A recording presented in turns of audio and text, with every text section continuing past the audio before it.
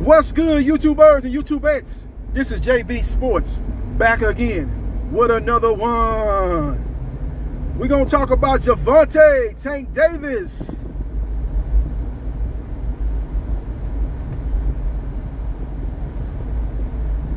As he's making waves in the sport of boxing. It's been rumored that he's in negotiations with former unified welterweight champion Keith "One-Time" Thurman. A lot of people saying, what the hell is Tank Davis doing? He ain't cleared out the junior lightweight division, 130 pounds. He ain't even cleared out the 135-pound division, that being the lightweight division. He ain't even cleared out 140 pounds, that being the junior welterweight division. Now he talking about going up to 147 and taking on Keith "One-Time" Thurman. One time? Or Keith "Sometime" Thurman, as in the last 4 years, he's been in the ring on very few occasions. And that's part of the reason why I think Leonard Ellerbe and Floyd Mayweather Jr. fancies that fight. Get him in the ring again. This will be his third fight probably in 5 years or something to that effect. They looking to catch him slipping, catch him inactive, catch him needing to knock the ring rust off. And while he knocking the ring rust off, Gervonta Tank Davis knocking the ring rust off his ass, knocking him and putting him to sleep like he gave him some NyQuil. That's what they're banking on. But a lot of people upset, a lot of people up in arms about Gervonta Tank Davis even thinking about or even dreaming about fighting Keith "One-Time" Thurman. What's the old saying? If you even dream about whooping my ass, you better wake up and apologize. A lot of people saying if Gervonta Tank Davis is even dreaming about going up to 147 and fighting Keith Thurman or anybody else at 147, he need to wake up and apologize to the boxing fans, because he has no business doing that. He's got business to tend to at 130, 135, and 140 pounds. But the problem is he's following the Mayweather blueprint. And if it ain't making dollars, it ain't making sense. Let me repeat myself. If it ain't making dollars, it ain't making sense. So you got to understand that Floyd Mayweather made his claim, made his fame at 147 pounds, but that's not where he started off at. He started off at what, 126, 130? I remember when he moved up to 135 to fight Luis Castillo in that first fight, in a fight a lot of people thought he lost, including yours truly. I thought he lost 7 rounds to 5, but I could have seen 6-6. I thought he landed more accurate punches. The punches he landed were at a higher percentage than Luis Castillo, but I just thought Castillo outworked him, and outgritted him in that fight. Basically, that fight was more in the favor of Castillo. That fight went like Castillo wanted to go more than how Mayweather wanted to go. He couldn't keep Castillo off of him. Castillo threw a lot of punches, and that was kind of a surprise when you was talking about a defensive wizard in Floyd Mayweather Jr. But that's neither here nor there. That fight wasn't on pay-per-view. Mayweather's first fight was on pay-per-view, was after he rectified the first controversial win, and he defeated Luis Castillo soundly in the rematch. Then he went up to 140 pounds and fought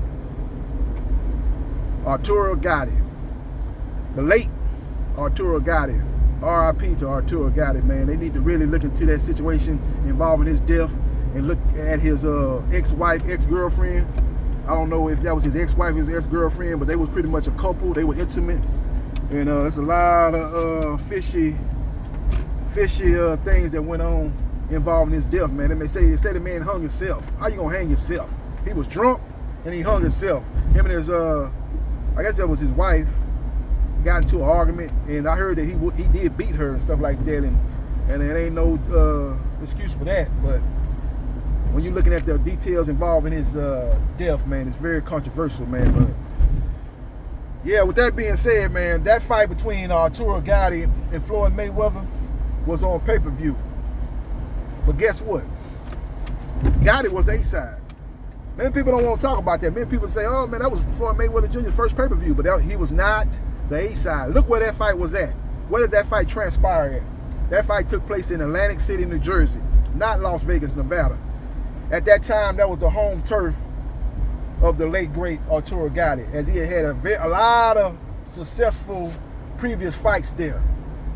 He drawed big crowds and did great TV ratings fighting in Atlantic City, New Jersey. You know, he's from the East Coast. I don't know exactly where he was from, but he basically was an East Coast fighter. And that basically was his home turf. At that time, the guys that was doing the biggest numbers there at that time, if I'm not mistaken, was Arturo Gotti and Bernard, the Executioner Hopkins, as he had several of his fights in Atlantic City, New Jersey. And both of those guys were East Coast guys. So that fight was on pay-per-view. And that was a very rare occurrence when you had guys at 140 pounds or below putting on a pay-per-view fight. Outside of those two, what other fight was on pay-per-view at 140 pounds or below in the history of boxing?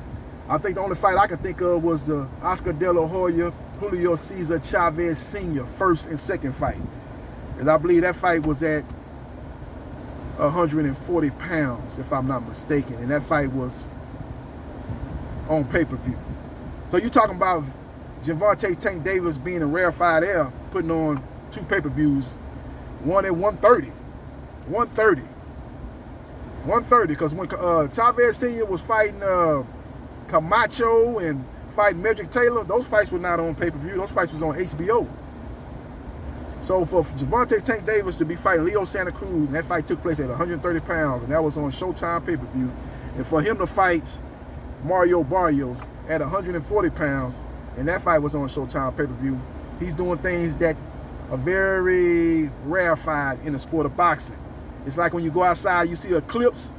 You know, that's very rarely you're going to see eclipse, and very rarely you're going to see a fighter putting on pay-per-view events at 140 pounds. So he needs to be, applauded for that. But at the same time, Floyd Mayweather Jr. and Leonard Ellerbe know that the glamour division for the lower weights, the money division for the lower weights is 147 pounds. That's why they're looking to move Gervonta Tank Davis to 147 pounds. Now, Davis did an interview last year saying that his ultimate goal was to capture a world title at 147 pounds. Even he know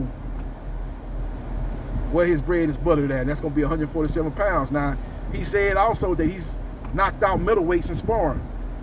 Now, I did a video the other day when they was talking about Errol Spence Jr. was struggling in sparring. That's the reason why he pulled out in the Manny Pacquiao fight. And I'm like, that ain't nothing but a bunch of BS, a crock of shit. That's all it is. That's sparring.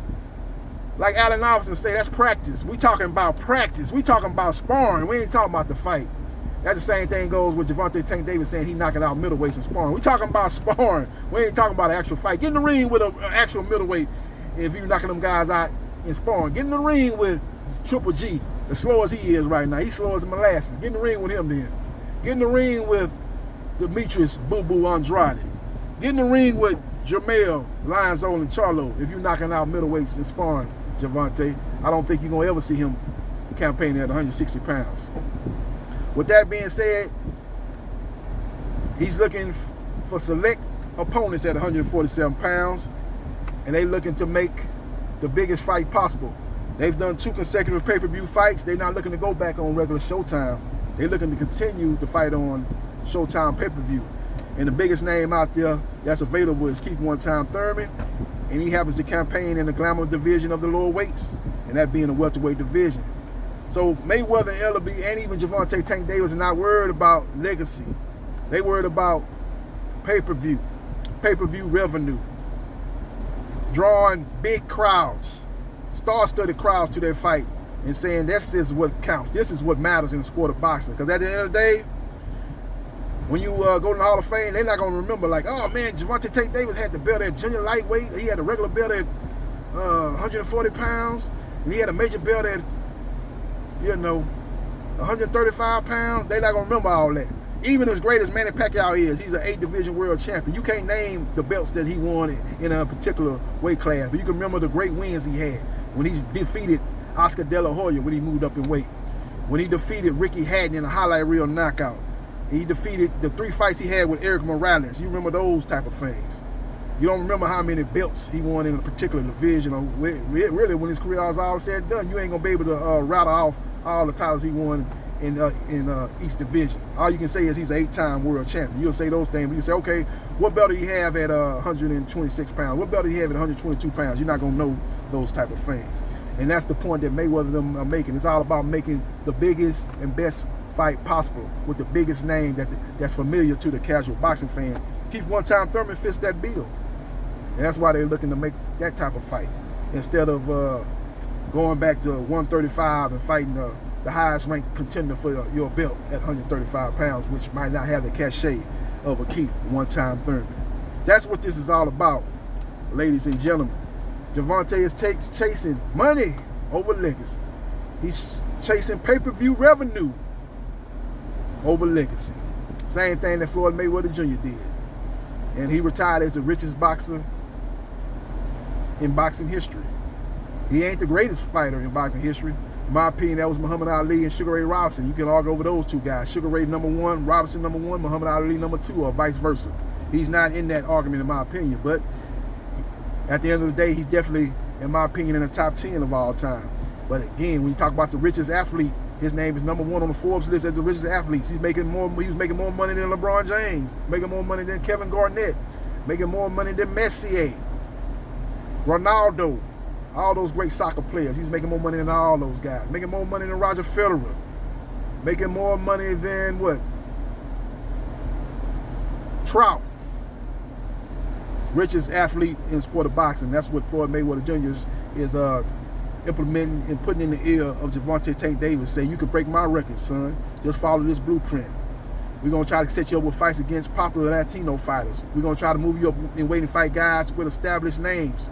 Basically, Keith one-time Thurman is going to be your Sugar Shane Mosley. Because when I fought Sugar Shane Mosley, that was one of my best pay-per-view revenue generating fight outside of Manny Pacquiao fight.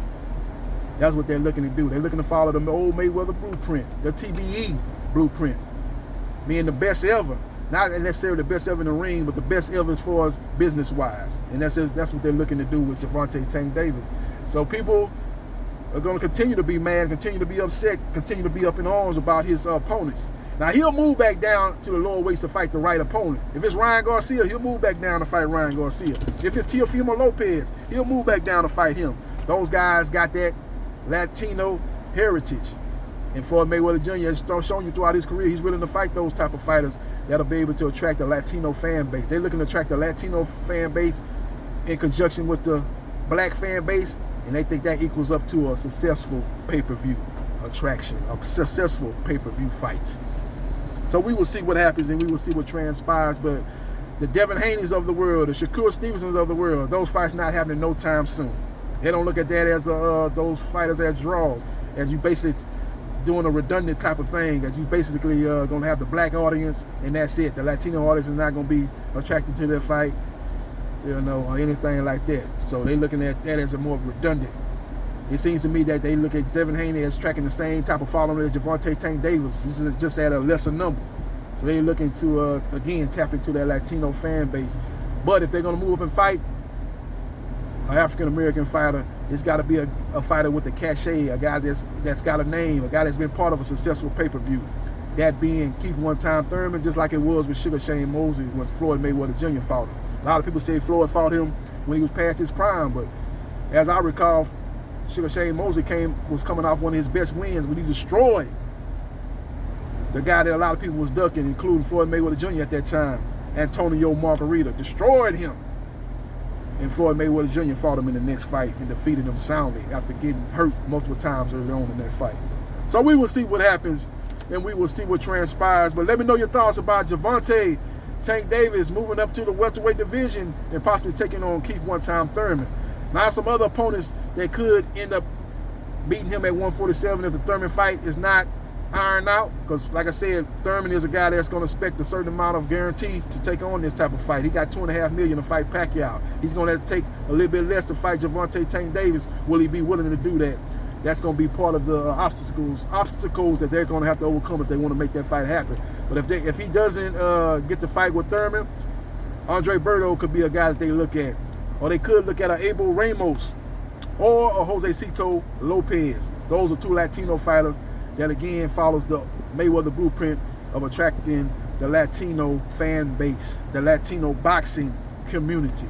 So we will see what happens and we will see what transpires. Let me know your thoughts about Gervonta chasing pay-per-view revenue over legacy. Do you like that? Do you like the Mayweather blueprint, or you think he should go back to 140 or even 135 or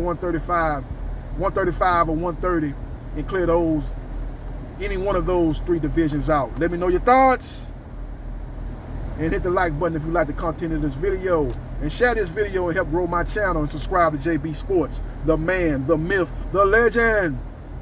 And I'll holla.